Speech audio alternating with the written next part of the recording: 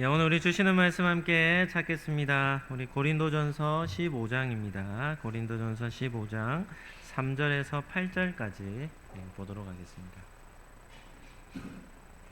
신약 성경 고린도전서 15장 3절에서 8절까지 말씀입니다. 우리 한 절씩 교독하도록 하겠습니다. 내가 받은 것을 먼저 너희에게 전하였노니 이는 성경대로 그리스도께서 우리 죄를 위하여 죽으시고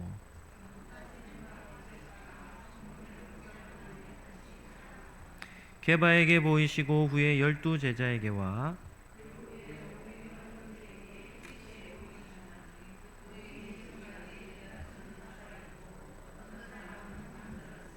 그 후에 야고보에게 보이셨으며 그 후에 모든 사도에게와 맨 나중에 만삭되지 못하여 난 자 같은 내게도 보이셨느니라. 아멘. 오늘은 고린도전서 15장 말씀을 가지고 부활의 복음이라는 제목으로 말씀을 잠시 나누도록 하겠습니다.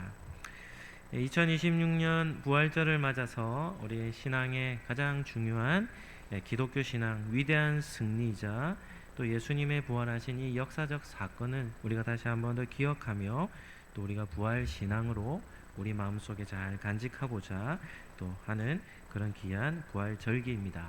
그래서 우리가 믿는 예수님이 어떤 분이시고 또 어떤 일을 행하셨고 우리는 어떤 믿음을 가져야 하는가라는 그런 말씀을 전하고자 합니다. 우리가 사는 시대는 이 경제적으로 또 뭐 구조적으로든 이 양극화된 현실입니다. 그래서 갈등과 불안 이런 것들이 일상이 된 시대를 살아가고 있습니다.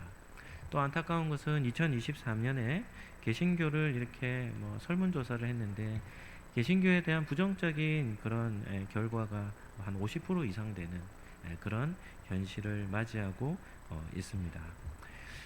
우리 독감이라든지 이런 게 유행할 때 그 독감을 예방하기 위해서 뭘 맞습니까? 독감 예방주사 백신을 맞죠. 그러면 백신을 맞으면 우리 몸 상태가 어떻게 됩니까? 그 백신을 이겨내고자 조금 열이 나기도 하고 하지만 결국에는 우리 몸에 뭐가 생깁니까? 바이러스를 이겨내는 항체가 생기죠.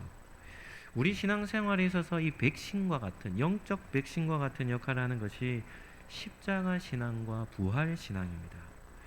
우리가 신앙생활을 하면서 신앙생활에 하는 부분에서 열정도 잃고 또 삶의 영적인 그런 나태함이 찾아왔을 때 어떻게 하면 이런 영적인 이런 다운되는 이런 것을 극복할 수 있는가? 그것이 바로 십자가 신앙과 부활 신앙이 되는 것이죠. 그래서 오늘 부활절을 맞아서 우리의 마음속에 또 우리 신앙 속에 또 주를 향한 거룩한 마음이 다시금 회복되시기를 예수님 이름으로 축복합니다. 첫 번째는 기둥과 같은 부활 신앙입니다. 오늘 우리가 살펴보는 고린도전서 15장은 사도 바울이 고린도 교회에게 보낸 편지입니다. 그리고 이 고린도전서 15장은 부활장이라 불리는 장입니다. 그러니까 15장 전체가 다 부활에 대해서 아주 길게 다루고 있죠. 그러면 이런 질문해야죠. 왜 바울은 고린도 교회에게 편지를 쓸 때 부활에 관해서 이렇게 자세하게 편지를 써서 보냈는가? 그 이유는 한 가지입니다. 고린도 교회 안에 무슨 문제가 있었던 겁니까? 부활에 대해 잘못 알고 있는 사람들이 생겨나기 시작한 것이죠. 초대교회 시대에는 다양한 이단들이 있었습니다. 그 이단들이 어떤 특징이 있냐면 예수님에 대해서 바르게 알지 못한 것이죠. 그리고 이 헬라 철학의 영향을 크게 받습니다. 헬라 철학은 어떤 철학인가 하면 영혼과 육체를 어떻게 하냐면 둘로 나누는 겁니다. 그래서 이분법적 사고를 하는 것이죠. 그래서 이 헬라 철학의 영향을 받아 고린도 교회 안에도 예수님의 부활에 대한 잘못된 이 가르침이 그 가운데 있었던 겁니다. 그래서 영을 강조하면 뭐가 부정되냐면 육체가 부정이 되고 육체를 강조하면 영혼이 부정이 되는 것이죠. 그래서 육체적인 부활 이런 것을 이원론자들이 거부했던 겁니다. 이러한 예수님의 육체적 부활을 거부하는 것은 우리가 믿는 기독교의 복음의 핵심을 흔들어 놓는 것이기 때문에 사도 바울은 고린도교의 성도들에게 예수님의 부활이 무엇인지를 아주 체계적으로 잘 전한 것이 고린도전서 15장이 되는 것이죠. 고린도전서 15장 이렇게 하면 부활장 이렇게 하면 대답해 보시죠. 고린도전서 15장. 네, 이건 우리가 기억해야 할 겁니다. 고린도전서 12장은 은사장이거든요. 은사장. 그리고 고린도전서 13장은 사랑장입니다. 사랑장. 그리고 고린도전서 15장은 무슨 장이라고요? 부활장입니다. 그래서 우리가 믿는 기독교의 부활이 무엇인가 이런 질문이 찾아들면 고린도전서 15장을 펴면 그 답이 여기에 나와 있는 겁니다. 바울은 부활 신앙이 기독교 체계의 부록이라든지 이런 것이 아니라 기독교라고 하는 이 큰 건물을 건축하는데 그 건물을 지탱하는 이 터입니다. 터. 때로는 그 건물을 지탱하는 기둥이라는 것을 전파하고 있는 것이죠. 존 메가더 목사님은 부활에 대해서 이렇게 말합니다. 부활은 기독교의 모든 진리가 회전하는 축이다. 그러니까 기독교의 모든 진리를 전하는 그 중심에 부활이 서 있다는 겁니다. 이것이 없다면 다른 모든 교리는 무의미한 철학적 유희에 불과하다. 기독교의 부활이 없다면 기독교가 전하는 모든 것은 그냥 철학적 즐거움밖에는 되지 않는다라고 강조하죠. 부활이 없다면 기독교는 어떤 종교가 되겠습니까? 유교 정도 될 것 같습니다. 유교. 그냥 윤리를 전하는 종교. 그리고 십자가, 예수님이 달리신 십자가는 뭐가 되겠습니까? 고대의 한 유대인으로 의롭게 살았던 한 사람의 비극적인 죽음, 그 정도밖에는 되지 않는 겁니다. 그러니까 부활이 없으면 예수님의 십자가도 아무런 의미가 없는 겁니다. 그냥 자기 민족들에게 어떻게 해요? 오해받아 처참하게 죽은 한 사람밖에는 되지 않는 것이죠. 그리고 기독교 신앙은 개인적인 견해나 느낌 이런 것이 아닙니다. 우리가 믿는 기독교는 어디 위에 세워져 있냐면 역사 위에 세워져 있습니다. 그러니까 이런 소설이라든지 신화라든지 이런 것이 아니라는 겁니다. 3절에 바울은 이렇게 말합니다. 내가 받은 것을 먼저 너희에게 전하였노니. 그러니까 이 부활에 대한 메시지도 바울의 독창적인 아이디어가 아니라는 겁니다. 바울이 그냥 부활에 대해서 바울이 그냥 자기가 그냥 소설을 쓰든 기록한 창작물이 아니라 철저하게 구약의 계시, 구약에서 전하는 하나님의 말씀을 근거하여 전하는 메시지가 되는 것이죠. 또한 예수님의 부활은 한 사람의 생존 보고서 이런 게 아닙니다. 과거의 유대인 중에 예수라는 사람이 살았는데 이 사람이 십자가에 달려 죽었다가 다시 살아났다라는 그런 개인의 생존 보고서가 아닙니다.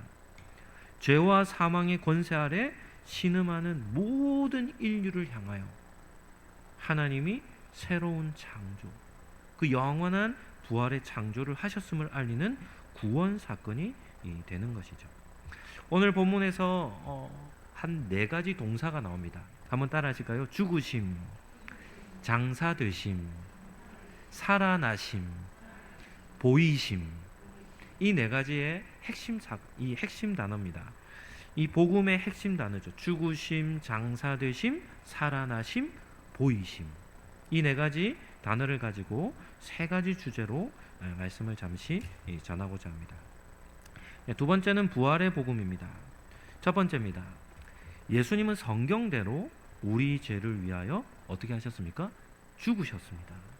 3절에 보시면 내가 믿는 것을 먼저 너희에게 전하였노니. 이는 뭐대로요? 성경대로 그리스도께서 우리 죄를 위하여 죽으셨다. 이렇게 나오죠. 3절에서 가장 중요한 표현은 성경대로 그리스도께서 우리 죄를 위하여 죽으셨다는 겁니다. 이것이 바로 복음의 첫 번째 요소이죠. 예수님의 죽음에 대해서 2가지 정도 우리가 기억해야 합니다. 첫 번째는 우리 죄를 위하여입니다. 여기서 위하여라고 하는 휘페르라고 하는 이 전치사는 무엇을 대신한다라는 대속적 의미를 가지고 있습니다. 여기서 우리가 한 가지 생각해 봐야 될 것은 예수님의 죽으심과 또 복음을 위해 자기의 생명을 드린 순교와의 이 관계입니다. 예수님의 죽으심과 순교는 어떤 관계겠습니까? 하나님의 뜻 안에서 죽음을 맞이했다라는 것으로 본다면 공통점이 있죠. 그러나 예수님의 죽으심과 순교는 그 본질적으로 큰 차이를 갖습니다. 순교는 어떤 죽음을 뜻하는 거죠? 믿음 안에서 복음을 전하다가 죽음을 맞이하는 것이죠. 그래서 복음을 전하다가 죽음을 맞이한 것이니까 그 순교한 사람의 순결한 믿음의 증거가 순교가 되는 겁니다. 그런데 중요한 것은 이겁니다. 순교 안에는 어떤 것이 빠져 있냐면 다른 사람의 죄를 대신하는 개념이 빠져 있습니다. 대속에 대한 개념이 빠져 있는 것이죠. 사도행전 7장에 보면 스데반 집사님이 복음을 예수님을 전하다가 돌에 맞아 죽습니다. 그런데 순교를 당하는 스데반 집사님의 얼굴을 누가는 어떻게 기록하냐면 마치 누구의 얼굴 같답니까? 천사의 얼굴과 같았다, 이렇게 얘기합니다. 그리고 순교하는 현장에서 스데반 집사님이 뭐라고 얘기하며 죽습니까? 돌을 던지는 원수들을 향하여 이 죄를 저들에게 돌리지 말아달라고 기도하고 죽죠. 그래서 순교하는 이 스데반 집사님의 순교의 모습은 예수님을 가장 닮은 믿음의 사람으로 칭찬을 듣습니다. 그럼에도 불구하고 스데반 집사님의 순교는 다른 사람의 죄를 대신하는 대속적 죽음은 아니라는 겁니다. 그에 반해서 예수님의 죽으심은 어떻습니까? 예수님의 죽으심은 순교의 개념이 아닙니다. 철저하게 우리의 죄를 위하여 대신 죽으신 대속적 죽음이 예수님의 죽음이라는 것이죠. 지금까지도 유대인들은 예수님의 죽음을 어떻게 봅니까? 과거에 2000년 전에 신성모독하고 유대교의 전통을 철저하게 무시하다가 죽은 종교의 배반자로 신성모독한 한 사람으로 밖에는 여기지 않는 것이죠. 예수님의 죽음을 유대인들에 의해서 억울하게 죽으신 것이다라고 믿지 아니하는 사람들, 역사가들은 그렇게 말하지만 그렇지 않습니다. 오늘 읽은 본문에서는 분명하게 말하죠. 모든 죄인을 대신하여 십자가에서 형벌을 받아 예수님은 십자가에서 죽으신 것입니다.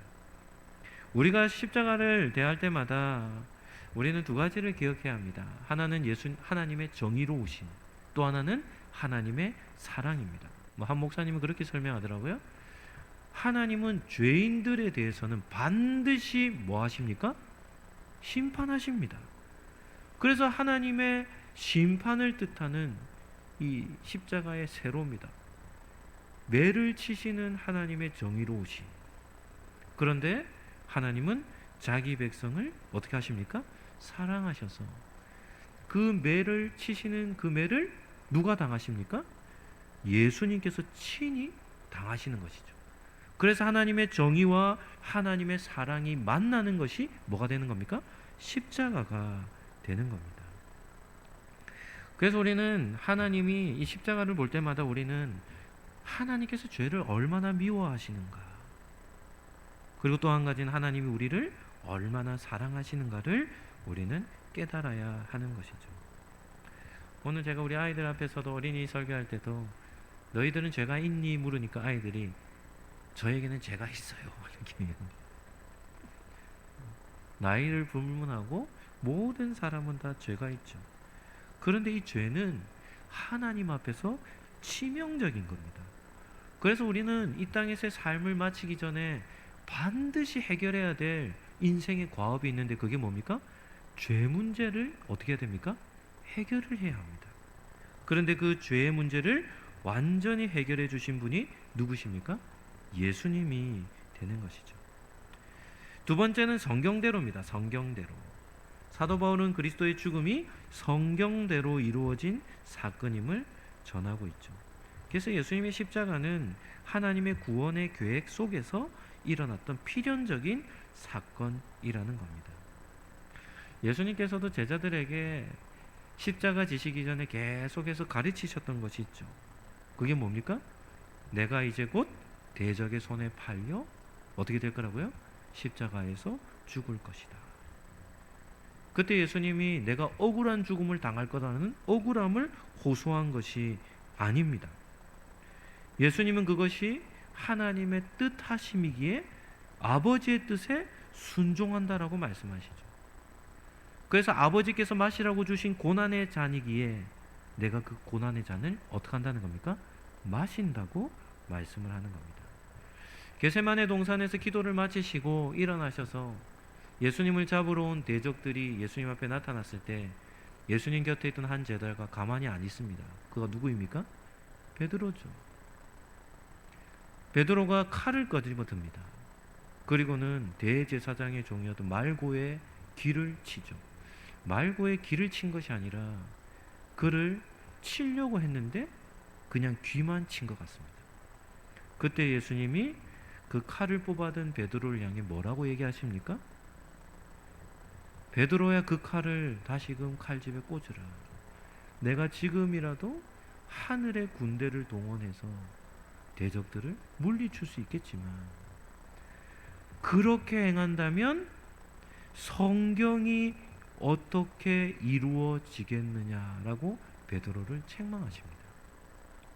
그러니까 예수님은 자기의 동족들의 손에 잡혀서 억울하게 십자가에 달려 억울한 죽음을 맞이하신 분이 아니라 철저하게 성경의 구약에 기록된 구원의 역사에 그 예언을 쫓아 성경대로 순종하셨던 것입니다.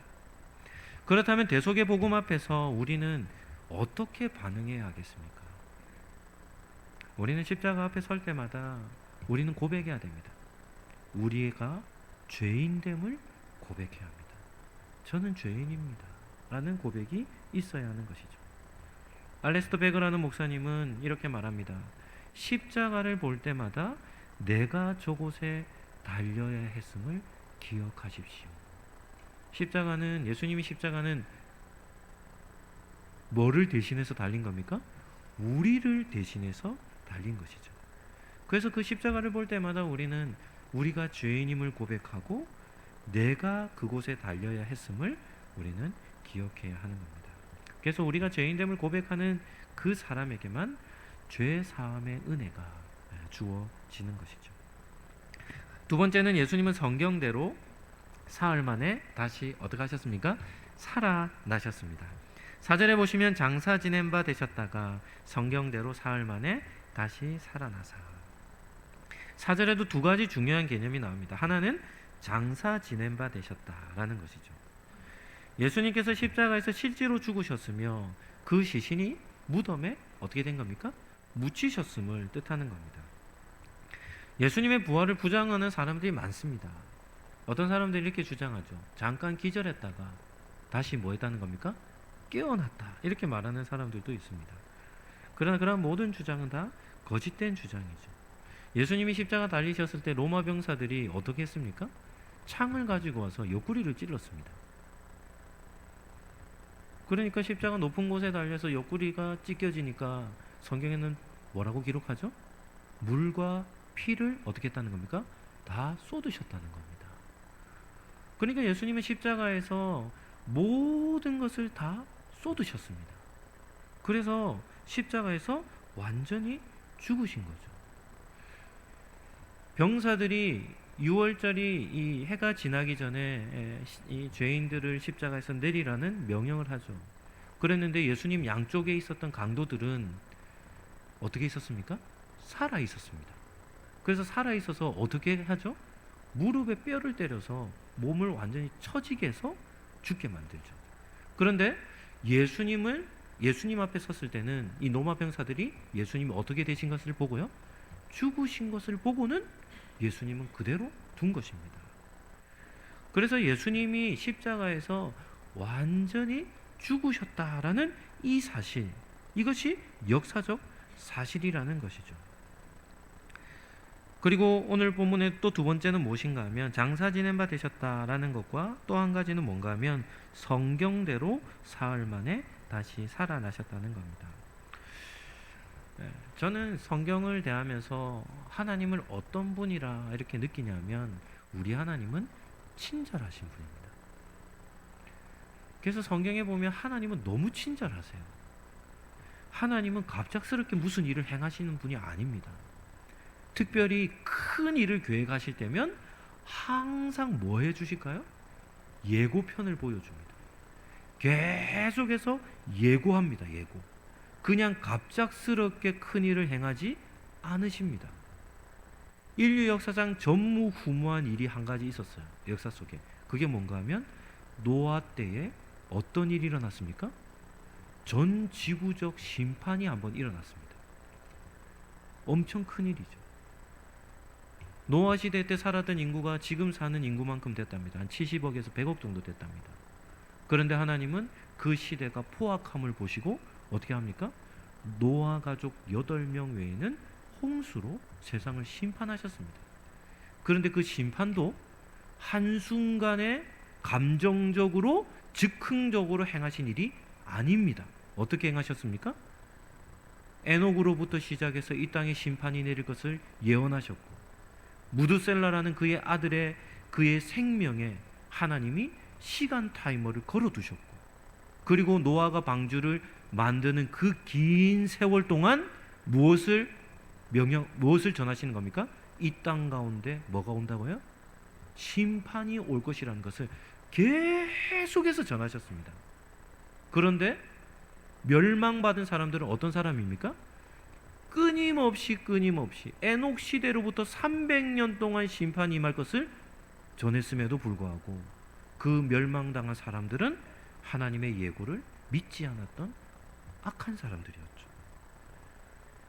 노아 시대뿐만 아니라 인류 역사상 가장 중요한 사건이 예수 그리스도를 통한 인류 구원의 사건이죠.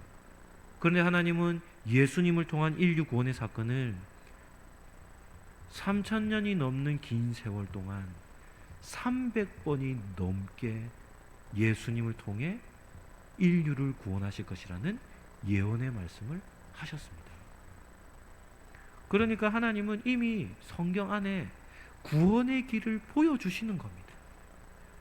그래서 예수님은 이 땅에 오셔서 어떻게 그 사역을 감당하셨냐면 구약에 예언된 대로, 오늘 표현으로 하면 성경대로 사역을 감당하시고 십자가에서 죽으신 뿐만 아니라 살아나시는 것도 어떻게 살아나셨습니까?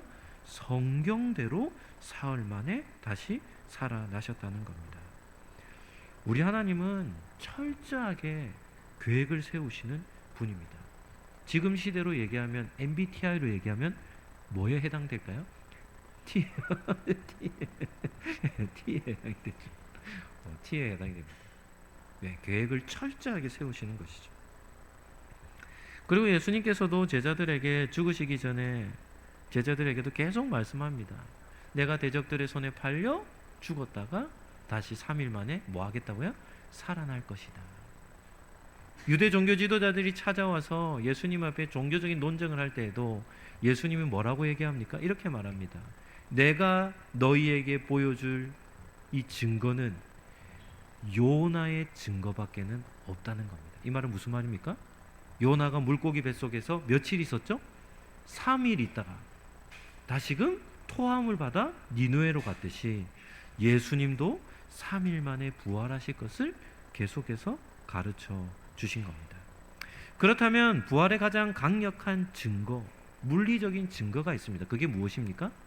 그것이 바로 비어있는 무덤입니다. 비어있는 무덤. 로마 당국이나 유대 종교 지도자들이 결코 반박할 수 없었던 예수님의 부활을 부인할 수 없었던 이유가 예수님의 무덤은 어떻게 되어 있었습니까? 비어 있었습니다. 베드로와 요한이 마리아가 예수님께서 부활하셨다는 소식을 듣자마자 어떻게 합니까? 예수님의 무덤으로 달려가죠. 그리고 달려가서 예수님의 무덤 안으로 뛰어 들어가 보니까 예수님의 무덤 안이 어떻게 되어 있었는가 하면 예수님의 몸을 쌌던 세마포가 그대로 놓여 있고 뭐만 없습니까? 예수님의 시체만 사라진 겁니다. 만약에 예수님의 제자들이 유대 종교 지도자들이 로마 병사들, 예수님의 무덤을 지키는 병사들에게 돈을 주고 매수하죠. 그리고는 뭐라고 거짓 소문을 퍼뜨립니까? 예수님의 시체를 누가 훔쳐갔다고요? 제자들이 훔쳐갔다라고 그렇게 소문을 내죠. 만약에 훔쳐갔다라면 어떻게 예수님의 무덤 안이 되어 있어야 될까요? 세마포가 없든지, 만약에 세마포를 벗겨서 데려갔다면 예수님의 몸은 어떤 상태였습니까? 피투성이였어요. 피투성이의 몸에 세마포를 쌌다면 세마포가 잘 떨어지겠습니까? 떨어지지 않겠습니까? 잘 떨어지지 않겠죠. 그러니까 예수님의 무덤 안을 만약에 제자들이 훔쳐갔다면 무덤 안에 들어왔을 때 무덤 안의 상태가 어떠해야 되겠습니까? 무질서한 모습으로 있어야 되지 않겠습니까? 그런데 예수님의 무덤 안은 너무나도 정돈되어 있었고 단지 예수님의 몸만 사라졌던 것입니다. 시편 16편 10절 말씀입니다. 우리 본문 한번 띄워주시고 우리 같이 한번 읽도록 하겠습니다. 이는 주께서 내 영혼을 수월에 버리지 아니하시며 주의 거룩한 자를 멸망시키지 않으실 것임이니이다. 아멘. 이것이 바로 예수님의 부활을 예언한 또 한 절의 말씀이죠. 그래서 수월에 버리지 아니하시고 주의 거룩한 자를 멸망시키지 않고 다시금 부활하신 것이죠. 한 목사님은 부활에 대해서 이렇게 말합니다. 성경의 모든 역사는 그리스도 부활이라는 정점을 향해 달려가는 구속의 드라마다. 성경의 모든 역사는 어디를 향해 달려간다고요? 예수님의 십자가를 넘어 부활에 이르기까지. 그 구약의 모든 역사가 다 부활의 정점을 향해 달려가는 드라마다라고 이렇게 표현하죠. 그래서 하나님께서 계획하신 구원의 드라마의 그 마지막 결론이 무엇입니까? 예수님의 무엇이죠?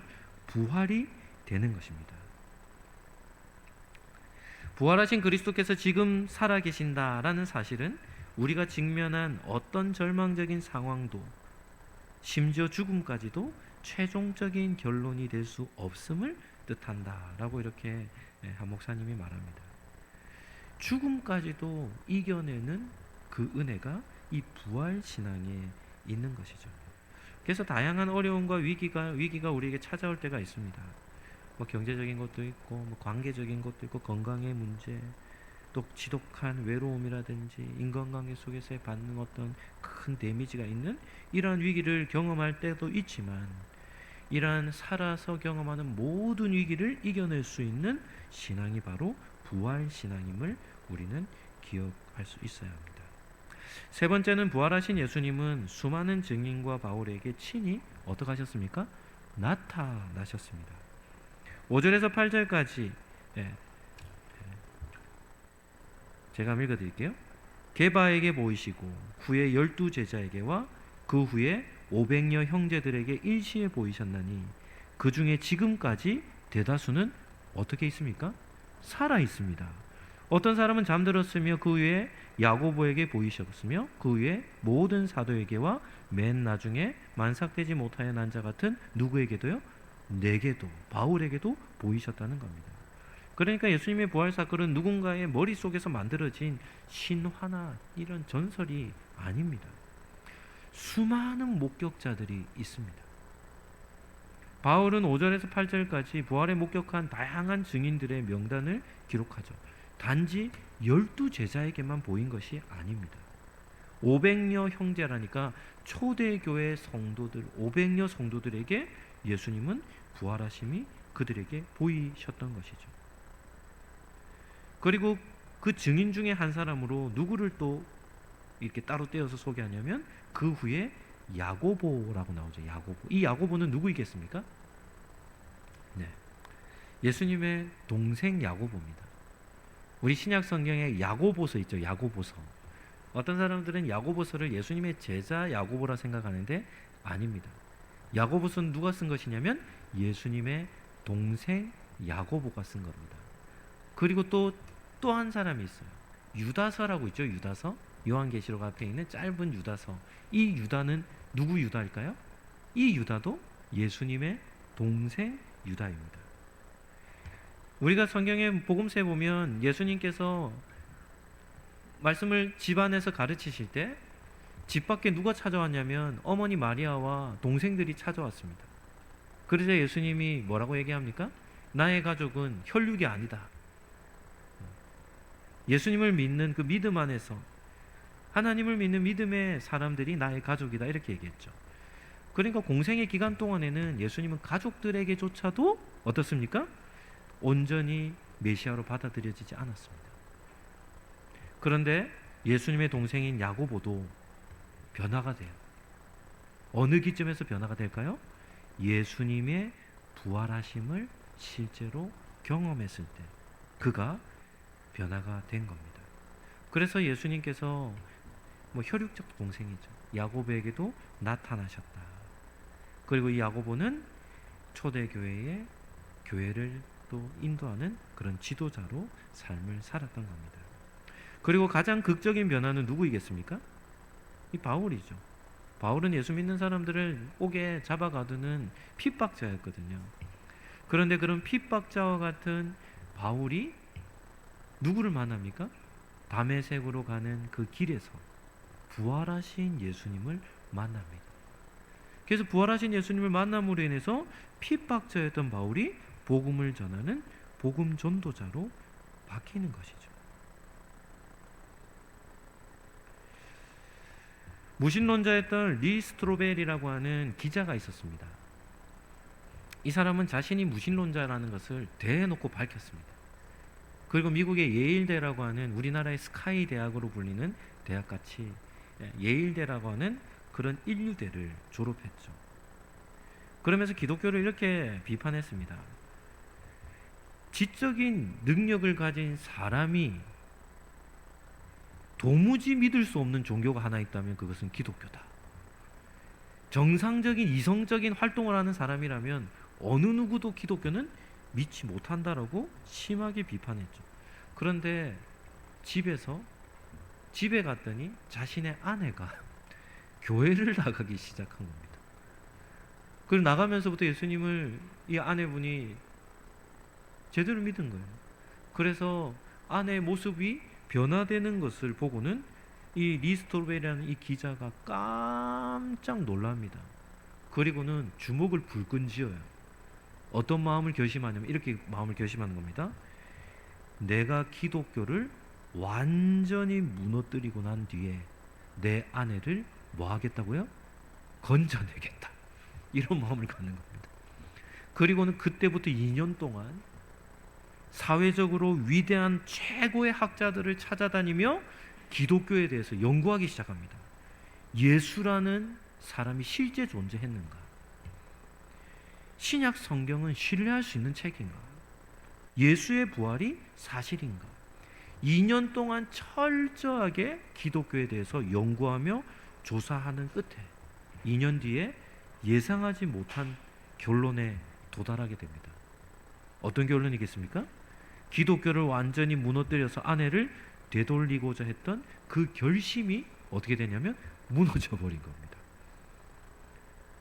2년 동안 모든 정보를 수집한 결과가 무엇인가 하면 이분이 이렇게 말합니다. 기독교는 반박할 수 없습니다. 오히려 가장 합리적인 결론이 예수님의 부활입니다. 이렇게 대답했습니다. 그리고는 이분이 이제 나중에는 목회자가 되고 변론가가 되거든요. 그리고 이분이 어떻게까지 고백하냐면 이렇게 고백합니다. 한번 잘 들어보시죠. 나는 무신론을 유지하기 위해 믿어야 할 것들이 기독교를 믿는 것보다 더 비합리적이라는 사실을 깨달았다는 겁니다. 와, 놀랍지 않습니까? 무신론을 주장하기 위해서도 뭐가 필요하냐면 믿음이 필요합니다. 믿음이. 그런데 무신론을 주장하는 것이 사람들은 다 과학적이다, 합리적이라고 하는데요. 이분이 연구를 해보니까 무신론을 주장하는 것이 기독교보다 더 어떻다는 겁니까? 더 비합리적이라는 겁니다. 그래서 이분이 뭘 믿는다고요? 기독교를 믿게 되었다는 것이죠. 우리가 세상 사람들이 이렇게 말합니다. 기독교는 비과학적이다 이렇게 얘기합니다. 그런데 그들이 말하는 과학적이라고 얘기하는 것이 비과학적입니다. 그 과학적이 아니에요. 다 뭐냐면 믿음 위에 세워져 있습니다. 천문학자든지 진화론자들이 다 물어보면 몰라요. 모르는 것 위에 세웠는데 그 모르는 위에 뭡니까? 그냥 진화론이라는 빅뱅이라는 것을 믿고 과학을 세워놓은 겁니다. 그게 과학적인 게 아닙니다. 그게 자기들도 깊이 있게 들어가면 답은 뭡니까? 모른다는 것이 답이죠. 그런데 그 모른다는 비합리적 위에 과학이라는 것을 얹어서는 마치 무신론이 과학이고 기독교는 비과학적인 것처럼 주장을 하는 것이죠. 그러나 이 스트로벨 목사님이 전하는 것처럼 무신론이 더 비합리적이고 기독교를 믿는 것이 더 합리적이다 라고 하는 결론에 이르게 된 겁니다. 그래서 이 리스토벨이라는 목사님이 쓴 대표적인 책이 예수는 역사다 라는 책을 썼습니다. 그래서 예수님은 한 사람의 의로운 성인도 아니고 예수님은 그냥 소설에 나오는 그런 주인공이 아니라 예수는 역사적인 인물로 우리를 구원한 구원자이심을 전하고 있는 것이죠.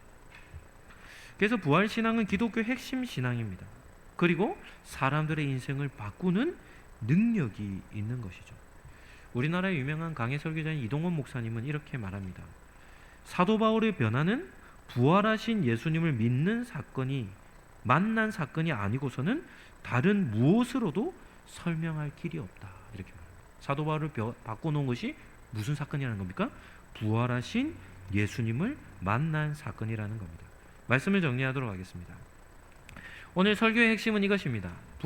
예수님의 부활은 성경이 증언하고 역사가 완벽하게 확증하는 복음의 핵심이고 믿는 성도들의 삶을 변화시키는 능력이 된다는 것이죠. 그래서 만약에 예수님의 부활이 없다면 우리가 믿는 모든 것은 다 헛것입니다. 왜요? 기독교는 무엇을 전합니까? 영생을 말합니다. 영원한 생명, 영원한 하나님의 나라를 전하죠. 그런데 부활이 없다면 그 전하는 모든 메시지가 다 거짓된 메시지에 불과한 것입니다. 부활 신앙을 가진 성도는 어떻게 삶을 살아야 하는가? 우리 오늘 고린도전서 15장 우리 58절 마지막 말씀인데요. 이 말씀을 읽고 정리하도록 하겠습니다. 고린도전서 15장 58절입니다. 같이 한번 읽어보실까요? 그러므로 내 사랑하는 형제들아 견실하며 흔들리지 말고 항상 주의 일에 더욱 힘쓰는 자들이 되라. 이는 너희 수고가 주 안에서 헛되지 않은 줄 알미라. 아멘. 부활 신앙을 가지고 사는 성도들의 삶은 헛되지 않습니다. 그리고 그 믿음을 가지고 하나님이 우리에게 맡겨주신 선한 일들을 감당하는 것, 가장 가치 있는 일이 되는 것이죠. 그래서 우리가 믿는 부활 신앙 안에 우리가 받을 하나님 앞에서 우리가 누릴 가장 큰 행복과 은혜와 복이 그 신앙 안에 있음을 우리는 기억해야 하는 것입니다. 아들을 보내주신 하나님의 사랑과 십자가에서 모든 것을 내어주신 예수 그리스도의 은혜와 부활 신앙의 확신을 주시는 성령님의 교통하심이 예수님의 부활을 우리 마음 가운데 믿으며 부활 소망으로 이 땅 가운데 삶을 살아가기로 다짐하는 우리 상록의 모든 가족들 머리 위에 지금부터 영원토록 함께 있을지어다. 아멘.